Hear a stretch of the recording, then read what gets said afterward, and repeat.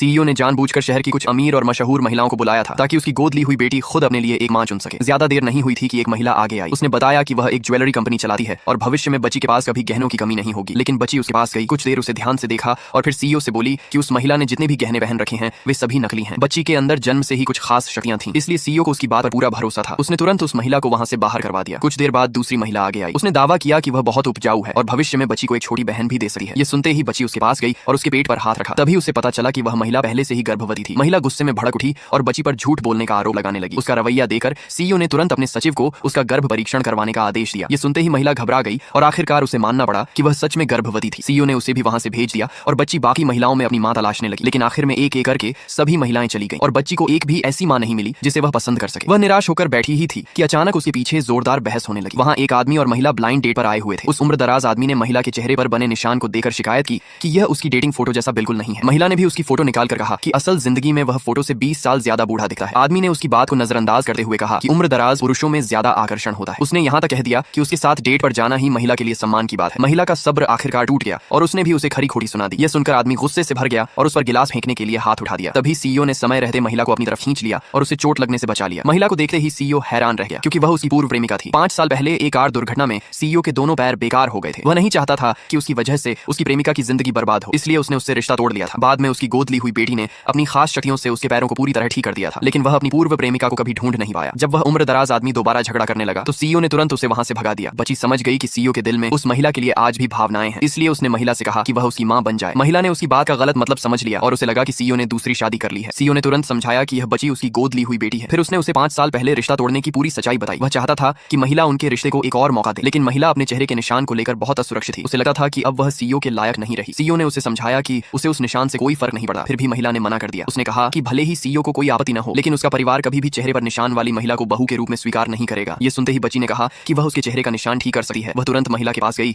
और अपनी खास शक्तियों का इस्तेमाल करके उसके चेहरे का निशान पूरी तरह ठीक कर दिया। महिला यह देखकर दंग रह गई। उसने कभी सोचा भी नहीं था कि इस छोटी बच्ची के पास इतनी अद्भुत शक्तियां होंगी।